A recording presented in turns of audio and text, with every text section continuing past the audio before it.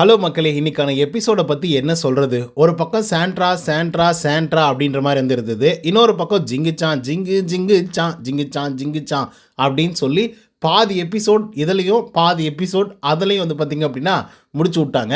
So அப்படி இருந்தாலும் ஒரு சில விஷயங்கள் சுவாரஸ்யமாக வந்து நடந்திருக்கு. அதெல்லாம் என்ன அப்படிங்கிறத பற்றி பிச்சு பிச்சு அங்கங்கே இருக்கக்கூடிய எல்லாத்தையும் தூக்கிட்டு வந்து ஒன்றா சேர்த்து இந்த வீடியோவில் வந்து ஒன் பை ஒன்னாக வந்து பார்க்கலாம். ஸோ அதுக்கு முன்னாடி சப்ஸ்கிரைப் பண்ணாதவங்க சப்ஸ்கிரைப் பண்ணி வச்சுக்கோங்க. பக்கத்தில் ஒரு பெல் ஐக்கான் இருக்கும், அதையும் ப்ரெஸ் பண்ணி ஹாலில் போட்டுக்கோங்க. அப்போ தான் நாங்கள் அப்டேட் பண்ணுற ஒவ்வொரு வருஷமும் உங்களுக்கு நோட்டிஃபிகேஷன் வந்து சேரும். அதுதாண்டி இந்த வீடியோவுக்கு குறைஞ்சபட்சம் ஒரு 1000 லைக்கை நான் எதிர்பார்க்குறோம். ஒரே ஒரு தடவை இந்த சீசனில் இது வரைக்கும் ஒரு 1000 லைக்கை தொட்ட ஒரு வீடியோவை நான் பார்த்ததே கிடையாது. ஸோ அதனால் இந்த வீடியோவை ஒரு 1000 லைக் வர்ற மாதிரி பண்ணி விட்டீங்க அப்படின்னா செமையாக இருக்கும். அண்டு நீங்கள் எல்லாம் பார்க்குறீங்களே அந்த மாதிரி இன்னும் நிறைய பேருக்கு வந்து ரெக்கமெண்ட் ஆகும். ஸோ அதை நீங்கள் பண்ணுவீங்க அப்படிங்கிற ஒரு நம்பிக்கையோட இன்றைக்கான எபிசோடை ஆரம்பிக்கலாம் வாங்க. எபிசோடோடைய ஆரம்பத்திலேயே சபரி அவர்களும் அரோரா அவர்களும் செம்மையாக கலாச்சி வந்து பேசிகிட்டு இருக்காங்க. குறிப்பாக யாரை பற்றி பேசிகிட்டு இருக்காங்க அப்படின்னு பார்த்தீங்கன்னா நம்மளுடைய துஷாரை பற்றி தான்.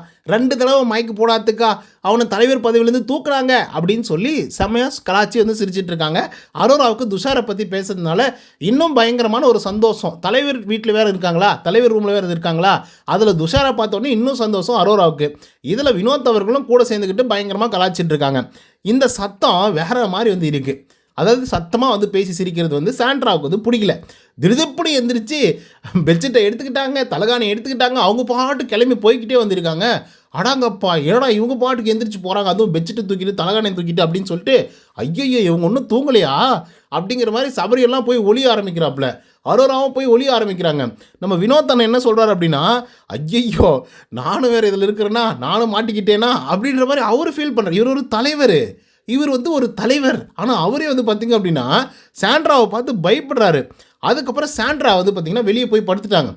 உடனே வந்து கனி இருக்காங்களே, ஏய் போய் அவங்கள வந்து கன்வின்ஸ் பண்ணுங்கள், அவங்க பாரு கோச்சிக்கிட்டு வந்து போயிட்டுருக்காங்க, போய் சாரி கேட்டு கூட்டாங்க அப்படிங்கிற மாதிரி கனி அவர்கள் ஸ்ட்ரிக்டாக வந்து சொல்கிறாங்க. வினோத்தும் சொல்கிறாரு, அமித்தும் சொல்கிறாப்புல.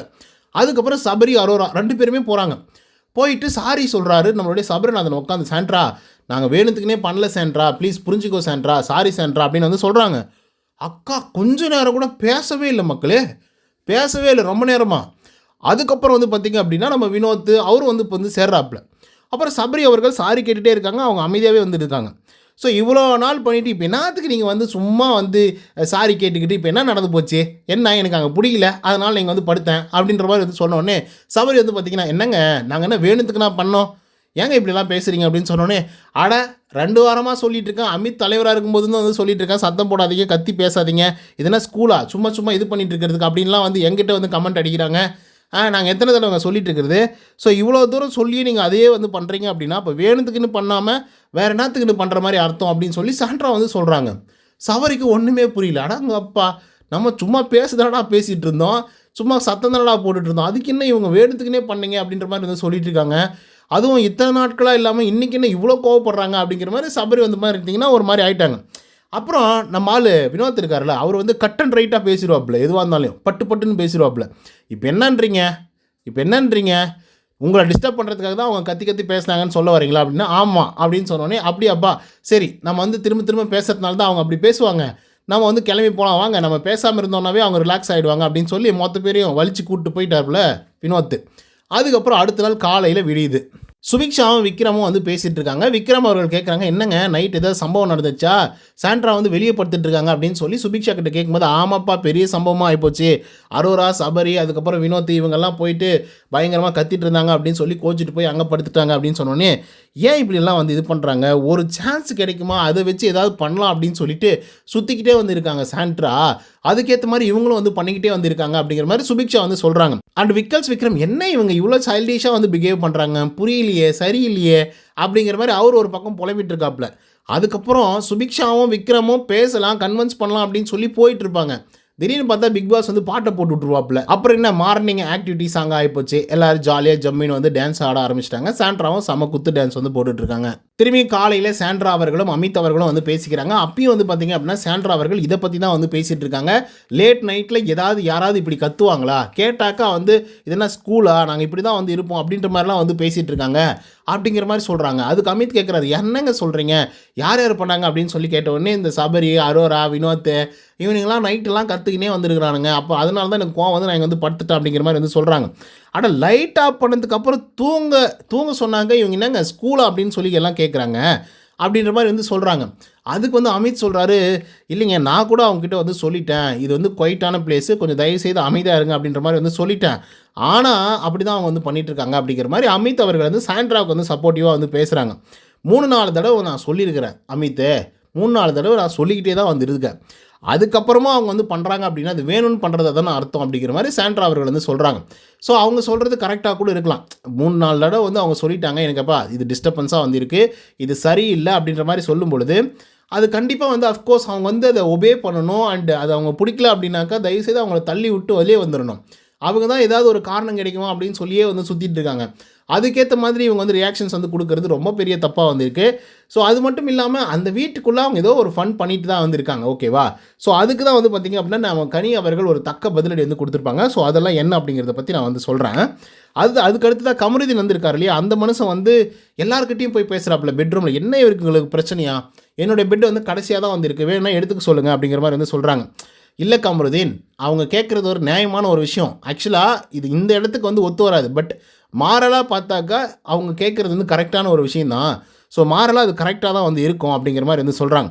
ஆனால் என்ன வேணால் இருக்கட்டுங்க, அதாவது நமக்கு ஒரு ஆளை பிடிக்கலன்னு வச்சுக்கோங்களேன், அவங்க சும்மா இருமுனா கூட நமக்கு வந்து பிடிக்கல அப்படின்னு சொல்லி கிளம்பி போயிடுவாங்க. அந்த மாதிரி தான் அவங்க வந்து பண்ணிகிட்ருக்காங்க அப்படிங்கிற மாதிரி வந்து சொல்கிறாங்க. அதுக்கப்புறம் சாண்ட்ரா, சபரி, அரோரா, வினோத், விக்ரம் இவங்க எல்லாரும் வந்து இருக்காங்க. சபரி வந்து பார்த்திங்கன்னா பேசிகிட்டு இருக்காங்க. அப்போ வந்து பார்த்திங்கன்னா சாண்ட்ரா வந்து சொல்கிறாங்க, என்னை பார்த்தா என்ன சிடுமூஞ்சி மாதிரி இருக்குதுன்னு சொல்கிறாங்க, அப்படி கமெண்ட் பண்ணுறாங்க, இப்படி கமெண்ட் பண்ணுறாங்க, பேசாத சபரி நீங்கள் பேசாதீங்க அப்படிங்கிற மாதிரி. சபரி பேச வந்தாலே வந்து பார்த்திங்கன்னா பேசவே விட மாட்டேங்கிறாங்க. அவங்க வந்து கன்சோல் பண்ண வராங்க, இல்லை சாண்ட்ரா அது அப்படி நடக்கலை, நான் வந்து கன்சோல் பண்ண வரேன் அப்படின்ற மாதிரி வந்து சொல்ல வரும்போது பேசவே விட மாட்டேன். அதை பற்றி பேசாதீங்க சபரி, எதுக்காக நீங்கள் வந்து பேசிகிட்டு இருக்கீங்க, அப்புறம் எப்படி நீங்கள் பேசாதீங்க அப்படின்னு வந்து சொல்கிறீங்க அப்படின்னு சொல்லி இவர் ஒரு பக்கம் வந்து பேசிகிட்டு இருக்காப்புல. அப்போ சாண்ட்ரா வந்து சொல்கிறாங்க, இப்போ உனக்கு எனக்கு ஏதாவது பிரச்சனை இருக்குன்னு நான் சொன்னேன்னா, இல்லை நீங்கள் கத்துனது எனக்கு பிரச்சனையாக இருக்குன்னு நான் சொன்னேன்னா, இல்லை நான் வந்து நீங்கள் கத்துனதுக்கு அப்புறமா வந்து பிரச்சனையாக இருக்குது அப்படின்னு சொல்லி கத்திக்கிட்டே நான் வெளியே வந்தேனா, அப்புறம் எதுக்கு என்னை வந்து இப்படிலாம் பண்ணுறீங்க, எதுக்காக என்கிட்ட வந்து பேசுகிறீங்க, இப்படிலாம் ஏன் இது பண்ணுறீங்க, உங்களுக்கு அப்படி பிரச்சனையாக இருக்குது, உங்களுக்கு தொந்தரவு பண்ணுற மாதிரி இருக்குன்னா நீங்கள் போய் கேமரா முன்னாடி சொல்லுங்கள், அதை விட்டு ஏங்கிட்ட சொல்கிறீங்க அப்படின்னு வந்து கேட்குறாங்க. ஏம்மா யாருமா நீ, சத்தியமாக எங்களுக்கு புரியலம்மா, யாருமா நீ, இவங்க தான் மக்களை சண்டை போடுறாங்க, நல்லா புரிஞ்சுக்கோங்க, இவங்க தான் சண்டை போடுறாங்க. சண்டை மீன்ஸ் அவங்க வந்து அவங்க பாட்டு கிளம்பி வந்து போயிட்டாங்க, என்ன பொட்டி படிக்கெல்லாம் தூக்கிட்டு வெளியே, சரி நம்மளால தான் போயிட்டாங்களோ என்னமோ அப்படின்னு சொல்லி அவங்க 2 தடவை காம்ப்ரமைஸ் பேச போனால் என்கிட்ட எதுக்காங்க நீங்கள் வந்து பேசிகிட்டு இருக்கீங்க, நான் அஃபென்ஸே ஆகலைங்க உங்களால், நான் அதை பற்றி யோசிக்கவே இல்லைன்றாங்க. அப்புறம் ஏங்க வெளியே வந்தீங்க அப்படின்னு கேட்டால் அதுக்கு பதில் சொல்ல மாட்டேங்கிறாங்க. அதை அப்படி பேசாதீங்க சபரி, அதை பற்றி பேசாதீங்க அப்படின்றாங்க. யாரு நீ அப்படின்ற மாதிரி வந்து இருக்கு. ஐயோ இது எங்கே போய் முடிய போதோ எனக்கு தெரியல மக்களே. அதுக்கப்புறம் கனியக்கா வந்து பார்த்திங்கன்னா ஒரு பாயிண்ட் வந்து சொல்லுவாங்க, அது என்ன அப்படின்னு பார்த்தீங்கன்னா, அமித், கமருதீன், அதுக்கப்புறம் விக்ரம் இவங்கெல்லாம் உட்காந்துட்டு இருப்பாங்க. அப்போ என்ன சொல்லுவாங்கன்னா, 10 மணிக்குள்ளார எல்லாருமே பெட்ஷீட்டை போத்திட்டு படுத்து தூங்கணும் அப்படின்னா ஷோ பார்க்குறவன் எவனாவது பார்க்குவானா, நீங்களே சொல்லுங்கள். 10-11 மணிக்கு மேலே ஷோ பார்க்குறவன் இருக்கான், அவன் வந்து டிவியை ஆன் பண்ணி பார்க்கும்பொழுது எல்லோரும் பெட்ஷீட்டை போத்திட்டு தூங்கிட்டு இருந்தால் ஷோ ஓடுமா, ஷோ வந்து பார்க்க முடியுமா? அப்போ ஏதோ சம்திங் வந்து இந்த இடத்துல வந்து பண்ணி தானே ஆகணும். அது அவங்க ஏதோ ஒன்று நேச்சுரலாக பண்ணிட்டு போகிறாங்க. சும்மா பேசின ஒரு விஷயத்தை வந்து இவங்க ஏன் இவ்வளோ தூரம் பெருசாக்கிக்கிறாங்க அப்படின்ற மாதிரி வந்து அவங்க கேட்குறாங்க. இது ஒரு நல்ல விஷயம். இங்கே எல்லாருமே வேறு தான், ஆனால் இந்த வீடு வந்து எல்லாரையும் ஒன்று சேர்த்துது. அப்போ இங்கே வந்ததுக்கப்புறம் நம்ம மாறிக்க வேண்டிய சுச்சுவேஷன் வந்து வருது, கரெக்டு தானே? அப்படி என்னங்க உங்களுக்கெல்லாம், அப்படி என்ன இவங்களுக்கு பிரச்சனை? ஒரு மன்னிப்பு கேட்க வராங்கங்க, சரிங்க மன்னிச்சிட்டேன் அப்படின்னு சொல்கிறதுக்கு எவ்வளோங்க நேரம் ஆகிடும், என்னங்க ஆகிட போகுது அப்படின்னு சொல்லி ஒரு வார்த்தை கேட்குறாங்க கனி. இது ஒரு தரமான கேள்வி. ஆக்சுவலாக சொல்ல போனால் ஒரு அருமையான ஒரு பதிவு கனிக்கிட்ட, இது எனக்கு ரொம்ப பிடிச்சிருக்கு. ஏன்னா ஒரு சாதாரண, இப்போது உங்களுக்கு ஒரு பிரச்சனை இருக்குது அப்படின்னா அந்த பிரச்சனை இருக்குது அப்படின்றத வந்து நீங்கள் சொல்ல வரீங்க. அப்போ அந்த பிரச்சனைக்கான சொல்யூஷன் என்ன, அப்போ அந்த சொல்யூஷனை நீங்கள் சொல்ல முடியலன்னா சொல்யூஷன் சொல்கிறவங்ககிட்டயாவது அதை சொல்லணும், அவங்க அதை ஒரு சொல்யூஷன் சொல்லுவாங்க. அப்போது அந்த பிரச்சனை வந்து சால்வ் ஆகிறதுக்கான வாய்ப்புகள் இருக்குது. இவங்களுக்கு அந்த பிரச்சனை வந்துருச்சு, அந்த பிரச்சனையை வச்சு கண்டென்ட் பண்ணணும், அங்கங்கே உட்காந்துக்கிட்டு மூலையில் உட்காந்துக்கிட்டு பேசணும், அழுகணும், அது ஓகே.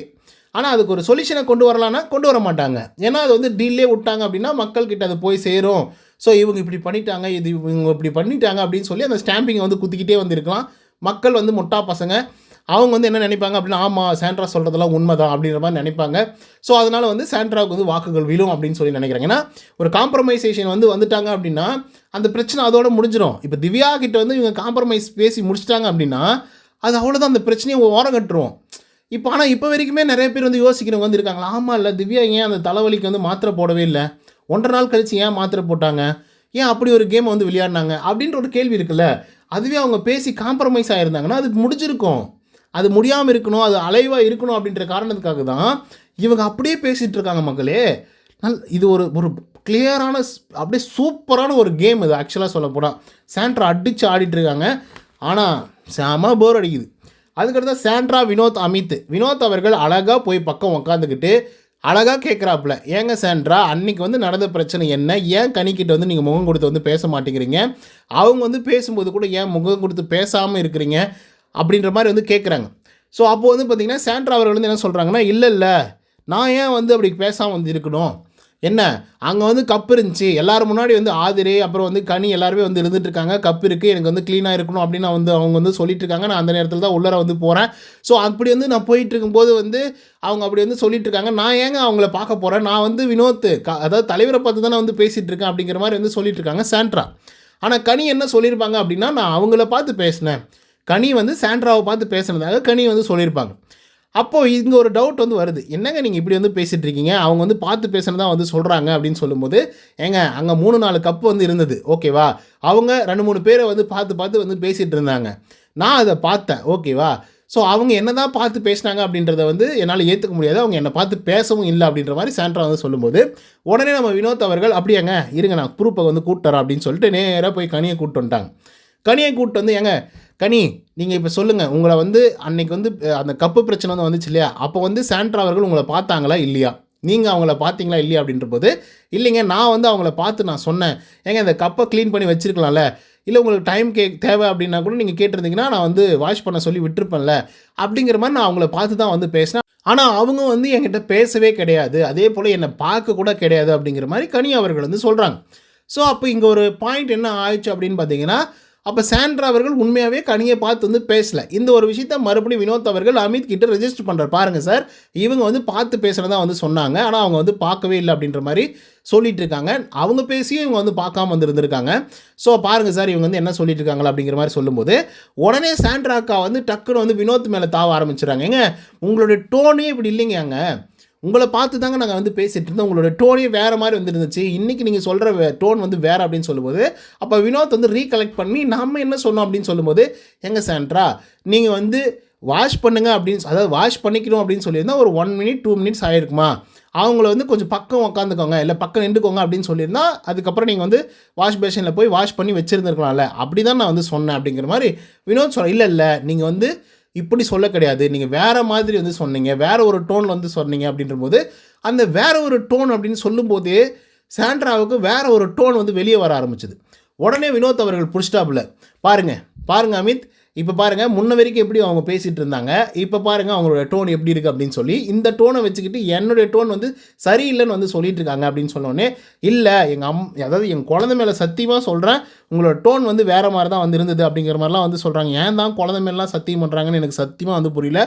வினோத் வந்து டக்குன்னு வந்து பதிலடி கொடுத்துட்டாப்புல, இங்கே பாருங்கள் நான் அப்படி பேசியிருந்தேன் அப்படின்னா இத்தனை கேமரா இருக்குது, நீங்கள் பணம் கேளுங்க போடுவாங்க, அப்போ தெரிஞ்சிட போகுது நான் எப்படி பேசினேன் அப்படின்னு சொல்லி சும்மா இந்த மாதிரிலாம் வந்து டோனை மாற்றி வந்து பேசுகிறது, அப்புறம் ஒரு பிரச்சனையை பற்றி பேசினா இன்னொரு பிரச்சனையை பற்றி பேசினா இன்னொரு பிரச்சனைக்கு அப்படின்னு சொல்லி மாறி வந்து போய்கிட்டே வந்து இருந்துகிட்ருக்கீங்க. ஸோ இது வந்து வேலைக்காவது, நீங்கள் வந்து கேட்டீங்க ஓகேவா, கனி அவர்கள் என்னை பார்த்து பேசலை அப்படின்னு வந்து சொன்னீங்க, கனியை கூப்பிட்டு வந்து நிப்பாட்டிட்டேன், அவங்க உங்களை பார்த்து தான் பேசியிருக்காங்க, ஸோ அதை நான் ப்ரூவ் பண்ணணும்னு நினச்சேன், ப்ரூவ் பண்ணிட்டேன், அவ்வளோதான் ஓகேவா பாய் அப்படின்னு சொல்லிட்டு அவர் கிளம்பி போயிட்டே இருந்துட்டார். அதுக்கடுத்தா வினோத் வந்து போயிட்டாப்புல. போனதுக்கப்புறமும் வினோத்தை பற்றி இவங்க வந்து பேசிகிட்டு இருக்காங்க. பாருங்கள் இவங்களுடைய டோன் வந்து எப்படி இருக்கும் அப்படிங்கிறது உங்களுக்கு நல்லா தெரியல அமித், இப்படி தான் வந்து அவர் பயன்படுத்துகிறாரு, இப்போ பேசின டோன் வந்து அப்போ இல்லை, அப்போ பேசின டோன் வந்து இப்போ இல்லை, ஏன் தான் இப்படி பண்ணுறாங்கன்னு எனக்கு வந்து எனக்கு தெரியலையே, நான் யார் மேலேயும் வந்து குற்றம் சொல்லவே இல்லையே, என்னை எடுத்துகிட்டு வந்து நீங்கள் ப்ரூவ் பண்ணுங்க அப்படின்னு நான் சொல்லவே இல்லையே, கேட்கவே இல்லையே, நான் பேசவே இல்லையே, அப்புறம் ஏன் எல்லாருமே வந்து என்னை பேசுங்கன்னு வந்து சொல்கிறாங்க,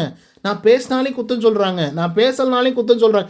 ஏங்க அவங்க பிரச்சனை பண்ணாங்க, நான் வந்து ஒரு ரியாக்ஷன் கொடுக்குறேன், நான் என் பாட்டுக்கு வெளியே வந்து உட்காந்துட்டேன், இப்போ ஏன் நீங்கள் வந்து வெளியே உட்காந்தீங்க, அதுக்கு ஒரு எக்ஸ்ப்ளனேஷன் கொடுங்க அப்படின்னு கேட்டுட்டு தான் நான் ஏங்க கொடுக்கணும், அது என்னுடைய மைண்ட் செட்டு, நான் ஏன் கொடுக்கணும் அப்படின்றாங்க. ஏமா நீ கொடுக்காதம்மா, ஏமா கோவப்பட்ட, அதாவது சொல்லுமா அப்படின்னா அதையும் சொல்ல மாட்டேங்கிறாங்க.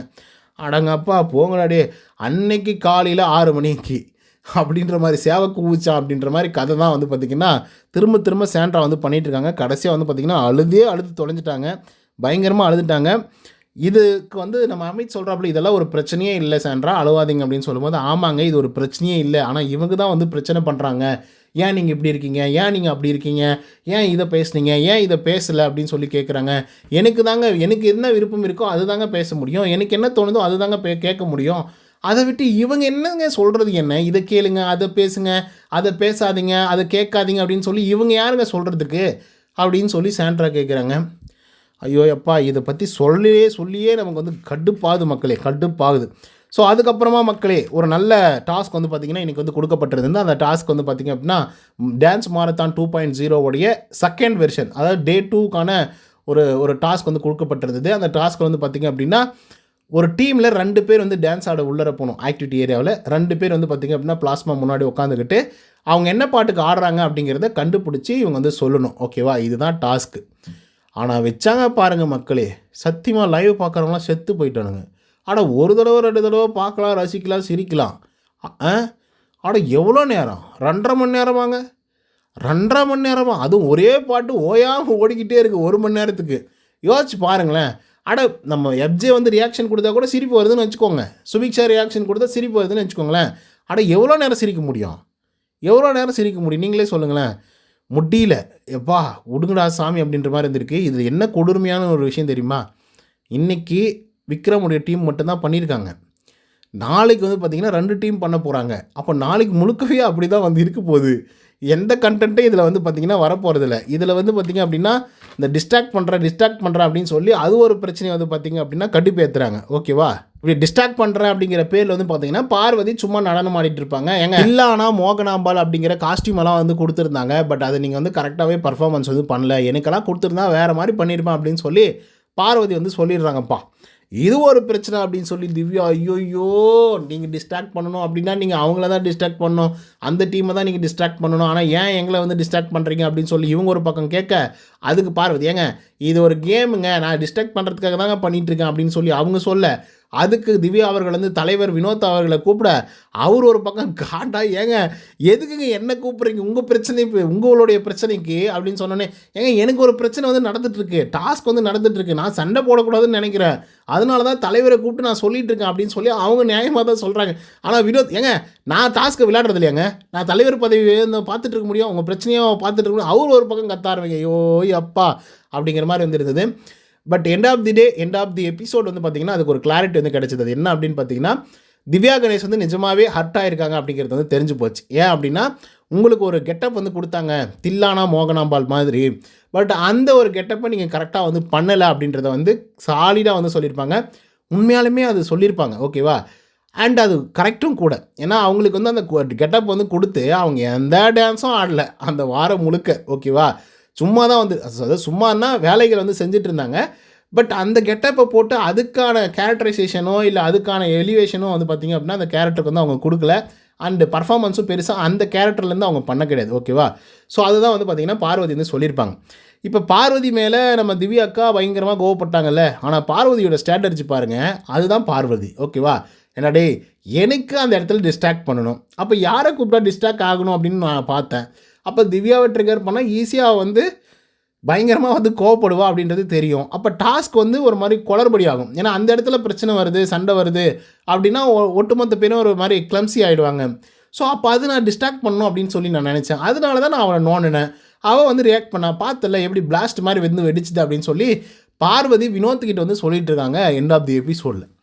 பார்வதி, நீ யாருமா, நீ வேறு ரகமாக இருக்கியம்மா அப்படின்ற மாதிரி வந்து இருக்குது. பட் கொஞ்சம் அதிகமாக தான் வந்து போயிட்டுருக்காங்க. ஆனால் ஒரு கண்டென்ட்டும் இல்லை மக்கள், இன்றைக்கி ரியலாக சொல்கிறேன், ஒன்றுமே இல்லை. ஒன்றும் முக்கி பேசினா கூட ஒன்றுமே வரமாட்டேங்குது. அந்தளவுக்கு தான் வந்து கண்டென்ட்டே வந்து இருந்தது. எனக்கு என்னமோ விஜய் டிவி மேலே ஒரு டவுட் வந்து இருக்குது மக்களே. ஏன்னா சாண்ட்ரா எமி, ஓகேவா, ஏவில் எப்பயுமே இந்த மாதிரி நேரங்களில் வந்து பார்த்திங்க அப்படின்னா டக்குன்னு வந்து ஆட்களை மாற்றி விட்ருவாங்க அந்த டைட்டில் வின்னரை.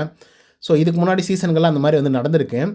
அந்த மாதிரி ஏதாவது ட்ரை பண்ணுறாங்களோ அப்படிங்கிற மாதிரி வந்து யோசிக்க தோணுது. ஏன்னா பண்ணக்கூடிய ஆளுங்க தான் இவங்க. ஓகேவா, ஏன்னா பாருங்களேன் 2 நாட்களாக தொடர்ந்து சாண்ட்ராவுடைய ப்ரோமோ மட்டும்தான் வந்துட்டுருக்கு. இவங்க பண்ண காரியத்துக்கு சபரநாதன், விக்ரம், கனி, அரோரா இவங்கெல்லாம் வந்து சரி ஓகே உள்ளே இருந்தால் தான் பிரச்சனைன்னு சொல்கிறாங்க. நம்ம வெளியே வந்து படுத்துக்கலாம் அப்படிங்கிற மாதிரி எல்லாரும் பெட்டை தூக்கிட்டு வந்து வெளியே போட்டு படுக்க ஆரம்பிச்சிட்டாங்க. இது எவ்வளோ தூரம் பெரிய பிரச்சனையாக மாறப்போகுது அப்படிங்கிறது தெரியல. இப்போ சாண்ட்ரா என்ன பண்ணுவாங்கன்னா, அப்போ என்னால் தான் இவங்க எல்லாருமே வெளியே போய் வந்து தூங்குறாங்க அப்படிங்கிற மாதிரி அடுத்த கட்டமாக அதை திருப்புறதுக்கான வாய்ப்புகள் கூட வந்து இருக்குது மக்களே. ஏன்னா சாண்ட்ராவை பயங்கரமாக ப்ரொமோட் பண்ணிகிட்டு இருக்காங்க விஜய் டிவி. எந்த அளவுக்கு அப்படின்னா மேபி இந்த சீசனுடைய டைட்டில் வினர் ஆகிறதுக்கான கூட வாய்ப்புகள் வந்து இருக்குது. ஏன்னா அந்த அளவுக்கு தான் வந்து பண்ணிகிட்ருக்காங்க. அதை நம்ம பொறுத்து தான் பார்க்கணும். ஓகே மக்களே, இதை பற்றினோட கருத்துக்கள் என்ன அப்படிங்கிறத கமெண்ட்ஸ் வந்து பதிவு பண்ணுங்கள். இந்த வீடியோ பிடிச்சிருந்தா லைக் அண்ட் சப்ஸ்கிரைப் பண்ண மறந்துடாதீங்க. நன்றி, வணக்கம்.